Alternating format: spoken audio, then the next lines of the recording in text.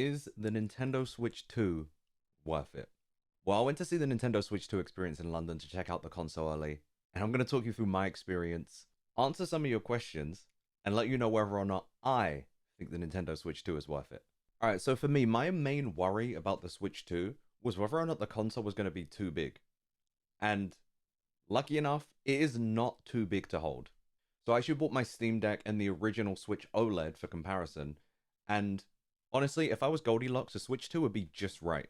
The Switch Joy-Cons are a little small for extended play in handheld mode, and for the Steam Deck, for me personally, it's just way too heavy after a while. But with the limited time that I've got with the Switch 2, like I don't know how, but the Switch 2 somehow managed to strike a balance of being like big enough, but also light at the same time.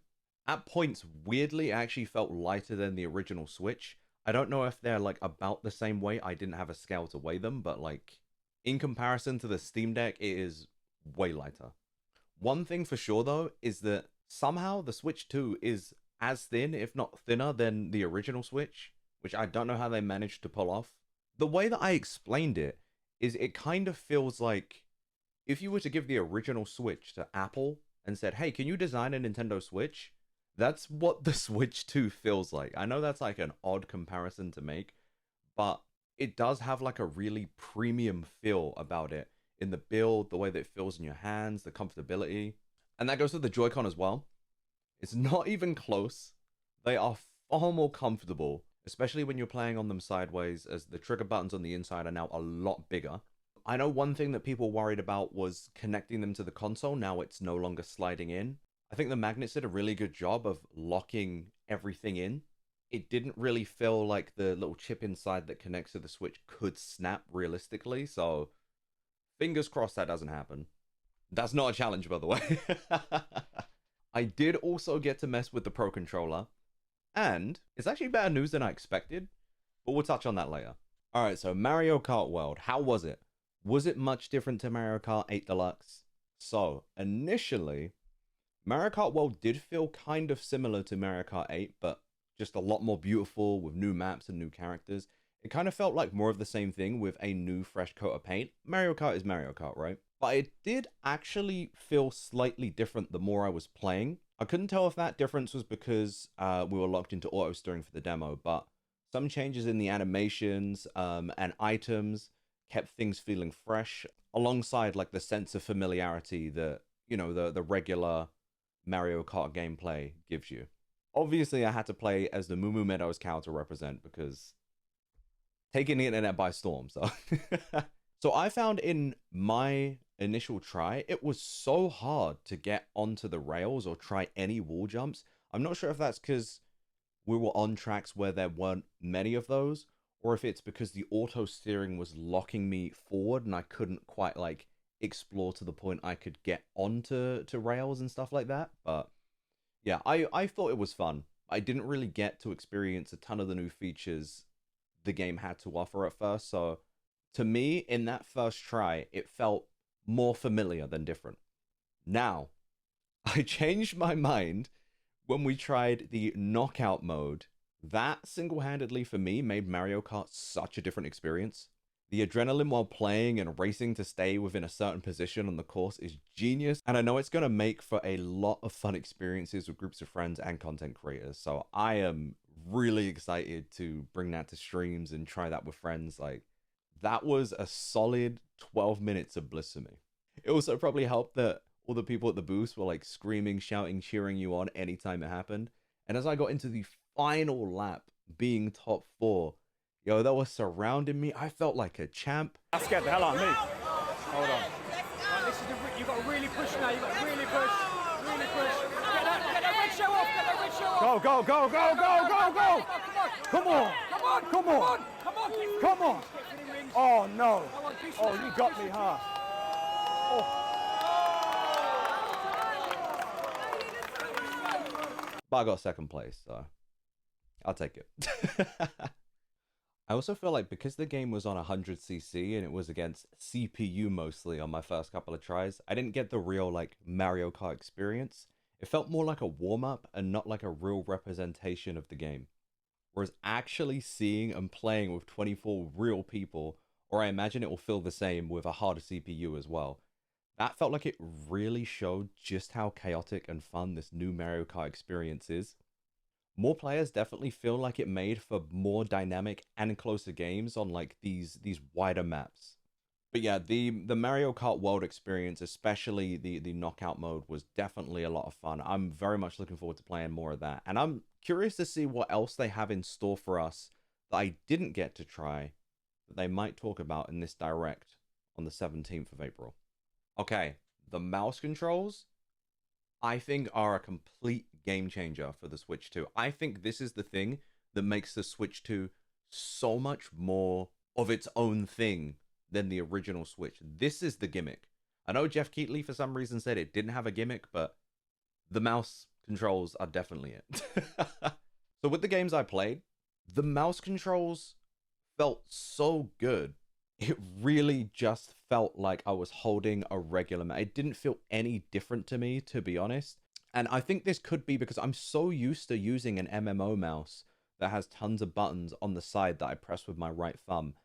And the Joy-Con works in a very similar way. So if you're someone who is into using MMO mouses, the Switch Joy-Con mouse mode is going to feel perfect for you. It's just going to feel natural as it did with me. It's gas. That's all I got for you is gas. Honestly, I feel like it's going to be a bit weird to go back to the original Switch and not have the mouse controls at this point. I feel like it kind of completes the Switch experience in a weird way. I honestly hope that some games are updated as well to support mouse controls on the original Switch for the Switch 2. There was a certain game that I played that was perfect using them for aiming to the point that I really can't imagine going back to the older games in the series and using a controller. But we'll discuss what that game is later on. Okay, so I was asked about system menus and whether or not there'll be any customizability, like the 3DS. Sadly, we didn't get to see that. We saw none of the UI outside of the games themselves, unfortunately. But we did see in the Nintendo Direct that it's essentially going to be the same as the Switch as far as the UI. Hopefully, that doesn't rule out any customizability and like custom menus, but we're going to have to wait and see on that one. I feel like they probably would have told us in the Switch 2 Direct itself if we were getting that, though. Okay, so how did the Switch 2 perform? I'm going to be honest, this was the first thing I noticed when I walked into the room. I was genuinely shocked by how clear the screens looked walking into the event with Mario Kart World loaded up. I knew it was 4K going into it, but I just don't think I processed the level of clarity we were going to see, and I've never seen that with a Nintendo game before. It kind of blew my mind. The closest experience I can compare it to is moving from like a standard media player to like an Apple TV with 4K or something, and you notice the jump in quality immediately. I think the most evident difference when it comes to the docked performance of the Switch is when I checked out Tears of the Kingdom. So I purposefully streamed Tears of the Kingdom the other day to remember what it looked like on the Switch. And there was definitely a lot of frame drops and stuttering. And even when it was consistent, it was obviously locked to 30 frames per second. Now, the Switch 2 edition, I genuinely can't get over how great it looked. But I was just kind of shocked at how bright and vibrant the resolution was, having played obviously Breath of the Wild in 2017 and Tears of the Kingdom when that launched, and just being so used to how those games look. Like seeing them look how kind of like what we always dream they would is definitely, I think, a good enough reason to replay those games on the Switch too. And I'm absolutely going to be doing that. But yeah, I really can't get over how great it looked. It was extremely smooth on the frame rate. But yeah, for sure those two games are going to feel like a whole brand new experience playing them in this high resolution, in this higher frame rate. Like, I know some of you are going to be mad that we didn't have this from the get-go, but I'm just happy we have it now. A part of me does kind of wish, though, that they added, like, a mouse mode for, like, the bow and arrow feature on Breath of the Wild and Tears of the Kingdom, just to add, like, a little bit more spice to it and let us use something from the Switch 2's technical abilities, but a man can dream. So, the screen on the Switch 2, when it's handheld. So, I didn't get to play this too much, but I did get a good go at Mario Kart World on the handheld mode. Off of the limited experience I have right now, I don't think it's going to feel like a downgrade to you. The screen looks beautiful. It's surprising. I think that 120 hertz screen in itself is extremely helpful, and obviously the 1080p does pull up a bit. So I think speccing it out to be able to pull off higher feats than the OLED screen is probably what's making it feel better, if not just as good.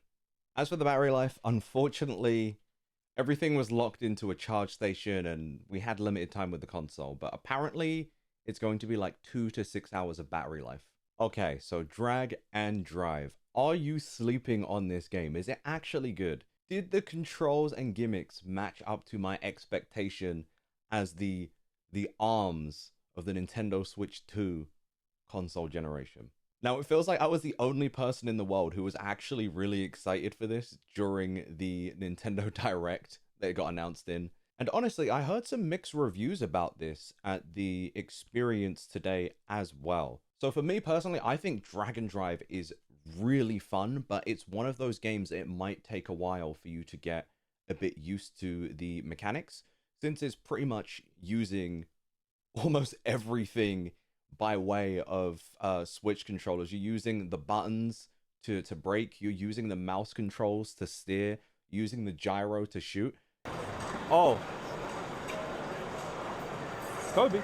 Your brain has to think about so much. But I think for me, it's a lot of fun. I had so much fun with my team playing the one game we did. We managed to win, barely. I was out here defending, managed to get a rebound. Come on. There you go. You got it. You got it. Let me fend them off. Let me fend them off. There we go. Screen, screen, screen.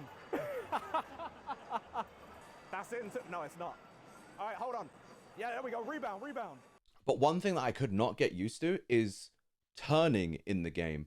My brain kept wanting to turn one way, but my hand would move the Joy-Con in the opposite direction.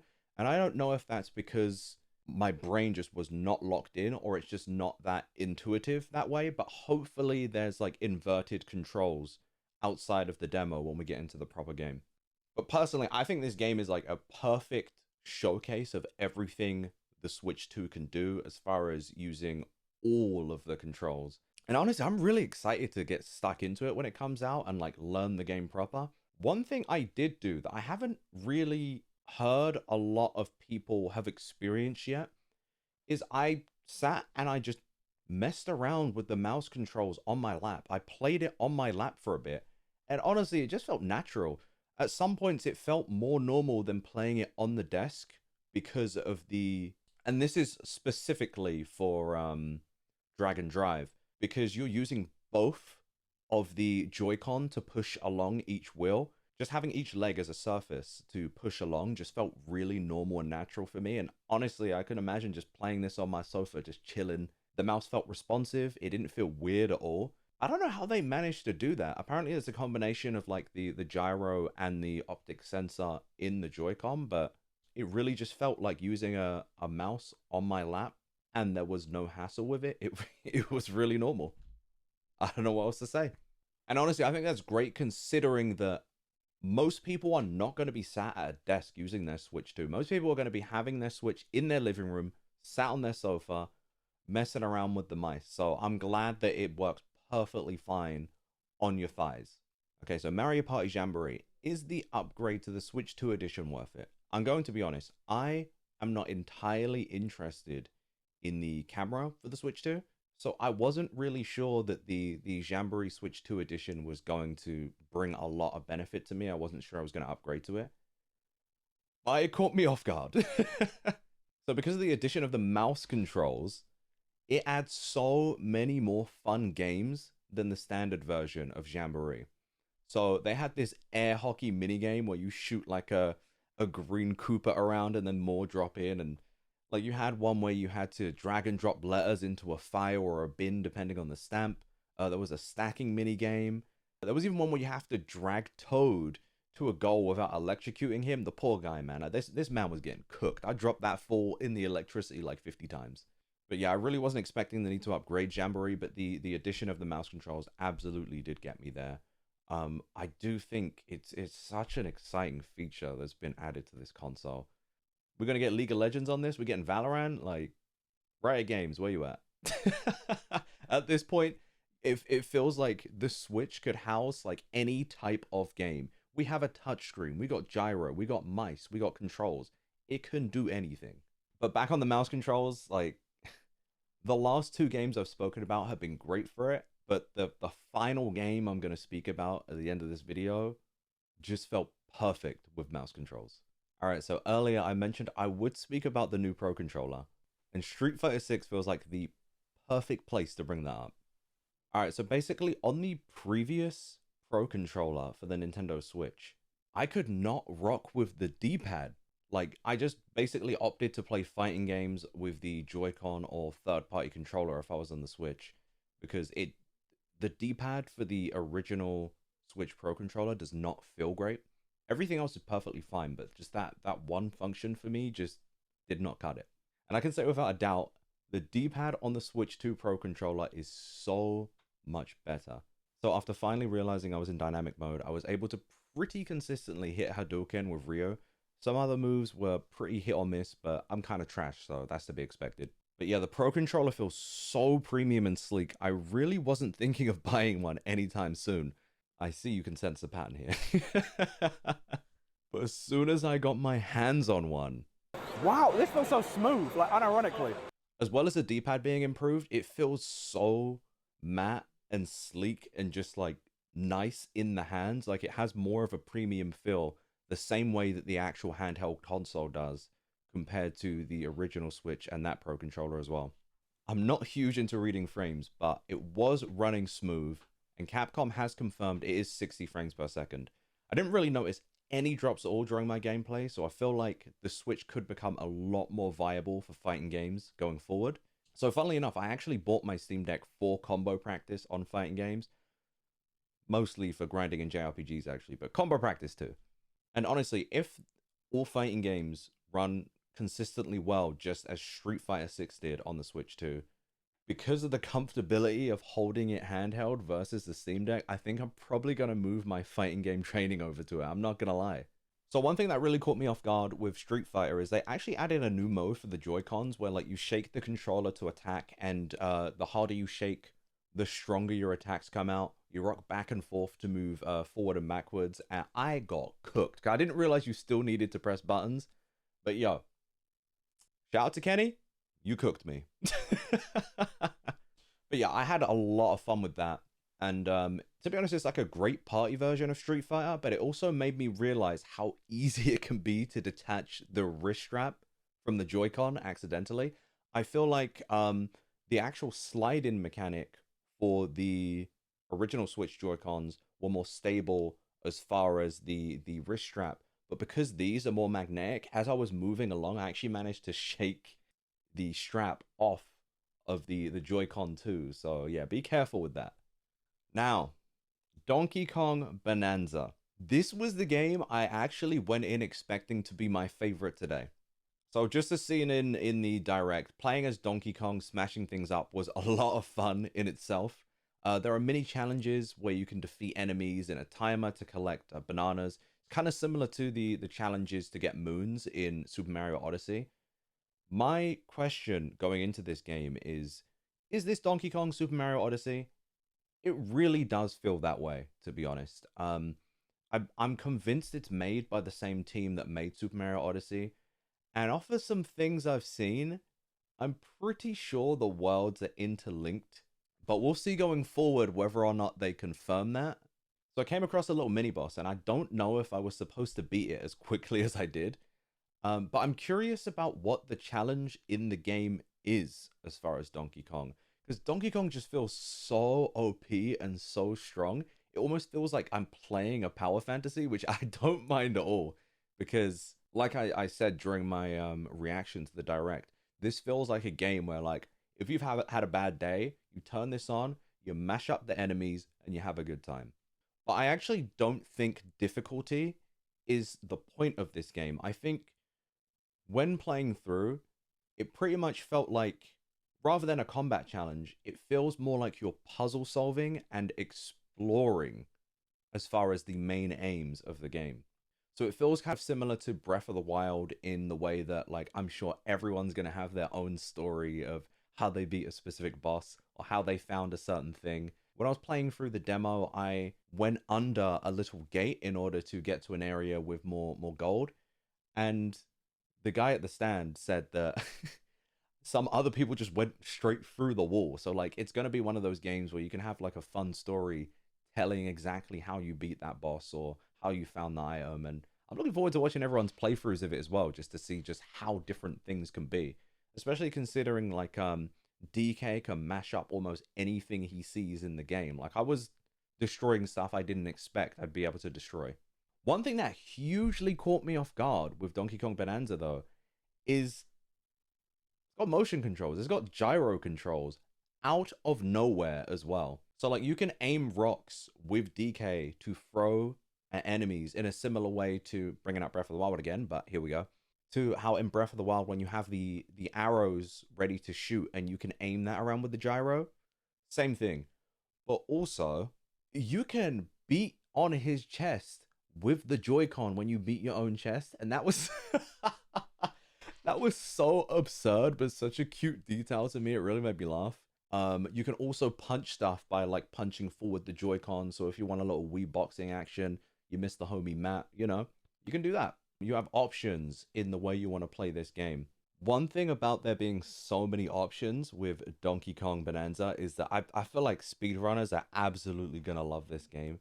The fact there are so many options to complete a task, get somewhere, or even beat an enemy, I feel like those creative brains are just going to be so good at figuring out the quickest ways to do so. So I'm looking forward to seeing what people cook up with that. As far as I was aware, there was no like mouse functionality. And I was told that there are some retro characters from past Donkey Kong games that will appear in this one as well. So it was a great experience. I really enjoyed it. Like I said, perfect game for if you're having a bad day. But it did not beat the final game I'll talk about in terms of excitement. Or even actually the knockout tour segment of Mario Kart World. I actually went straight from the knockout tour segment into Donkey Kong. And I think I was still, the adrenaline was going crazy. I could definitely tell the excitement and fun with Mario Kart was actually like a little higher than my Donkey Kong experience. Now, welcome tour. Welcome tour. Okay, so obviously this isn't the final game I'm talking about, but I bet that did shock you for a second. I was kind of surprised how much fun I had with this game. Like, it did actually genuinely make showcasing what the system could do quite fun. But to be honest, I do still really think it should have been a free pack-in game. I didn't intend to purchase this personally, but if you guys want to see gameplay on it and want to see me play it so you can see what it is for yourself, because to be honest, I found myself wanting to go as far as possible and beat high scores in the game. Like they had like a fun little segment where you have to go along with the Rumble, the new Rumble 2 feature, which I think is just a stronger function of the initial HD Rumble we got on the Switch, and find where like the strongest vibration is and pinpoint it exactly to get 0 points. And the closest I got was 4. I didn't get 0, but I was told someone did. So today is challenge day. I need to get that 0 points. There was also like a fun game where you were kind of like avoiding spikes just so you could see how responsive the mouse was. And then they added in another level to that mode where you had to collect stars and avoid the spikes. And I was locked all the way in for that. Like, these are such fun mini games that I think a lot of people really would have appreciated coming with the console. I had like quite a limited time, and this game wasn't necessarily one I was initially interested in from the get-go. So I had to tear myself away from that so I could check out the Nintendo GameCube Classic. Mainly for the controller, to be honest, because I did pre-order it yesterday. Wow, this is literally just, it's just a GameCube controller. It's very light though. So I've actually barely touched any of the Nintendo classics on Nintendo Switch so far, honestly. But my first Nintendo home console when I was a child was the GameCube. So I had to try the GameCube stuff, and the controller is perfect. It really does just feel like a wireless GameCube controller. I have 2 other models. One is wired and it doesn't quite feel up to scratch. The other one is wireless, but it's battery and not USB operated. This one's going to be perfect. It felt great. It really did just feel like I was playing GameCube in, I couldn't tell if it was 4K or 1080p actually. It just looked clean as hell. I am especially excited to play Pokemon Colosseum and XD Gale of Darkness. I played Colosseum as a kid, but I never got to play XD Gale of Darkness, unfortunately. And as an adult, it costs way too much money. So shout out to Nintendo for putting that on there. I'm gonna be, yeah, we're in there. And you already know I'm about to use that controller for Smash Bros. Ultimate too. Like this is the, if you're a Smash Bros. Fan, you may as well pick up this controller while you can. Metroid Prime 4 Beyond. Now, this game has been in the works for years. Is the wait worth it? So, the game opened with a really nice looking cutscene. Then we get some gameplay at the start of the story as well. I was thinking the whole time, damn, this game looks beautiful. And then I was told the demo was running at 1080p. I was genuinely shocked. So yeah, the demo was 1080p, 120 frames per second. But yeah, if that truly was the case and that was 1080p that I was looking at, I can't wait to see that game in 4K. It's going to be insane. It already looked beautiful as it was. But what I really enjoyed about it was the different ways that you could take out the mobs in the game. Like you could opt to use obviously like your gun and shoot. You could use like the blaster and hold it to charge to do like stronger shots. But what I really liked was rolling around as the ball, little Samus morph ball, and just using the bombs to explode them. Like it was just so silly, but it was just a fun time. I'm someone that's only really played like 2D Metroid games.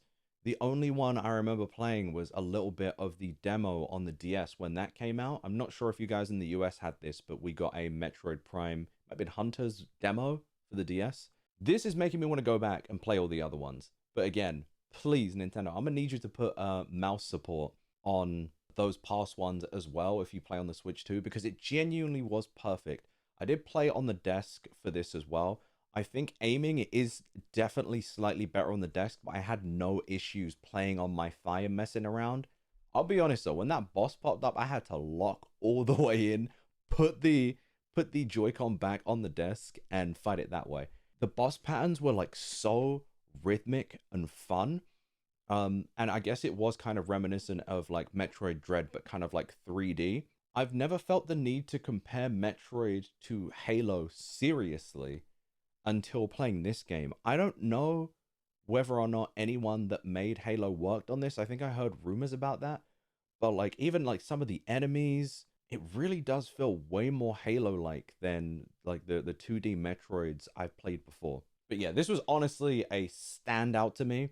It's hard for me to pick out a favorite game or experience, but I think this just edges it out over Mario Kart World. That knockout tour specifically brought up my score for Mario Kart World a lot, but there was just something that felt so perfect about Metroid 4. I've not played a Halo game since 5, but this game, Metroid 4, kind of feels like what I wish Halo still felt like. And getting back to the mouse controls on this actually as well.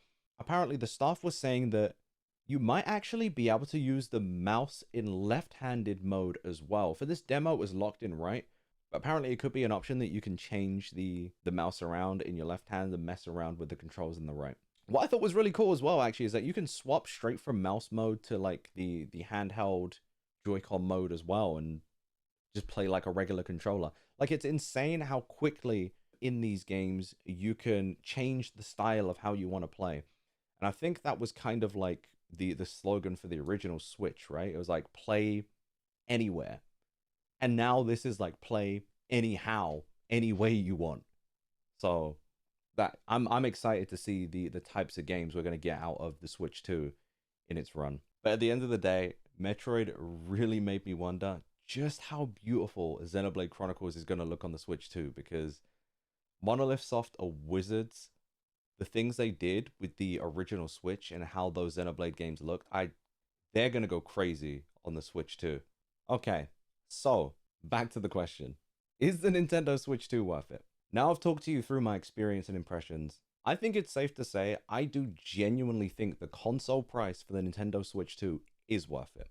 There's so much more packed into this than the Switch of the past. The mouse controls alone open up a whole new world of gameplay experiences, and combine that with the gyro and the rumble, And it feels like the options of how to play on the Switch 2 are almost limitless. Like, I'm very excited to see what Nintendo do with this product, what new games and ideas we're going to get out of this. And bearing in mind, the original PlayStation 4 launched at £349, which is $399 for the American homies out there. And this is more powerful than that and portable. I also paid more for my Steam Deck OLED, which doesn't quite run as well as a Switch 2 and doesn't come with a dock. So that might actually factor in to my opinion as well.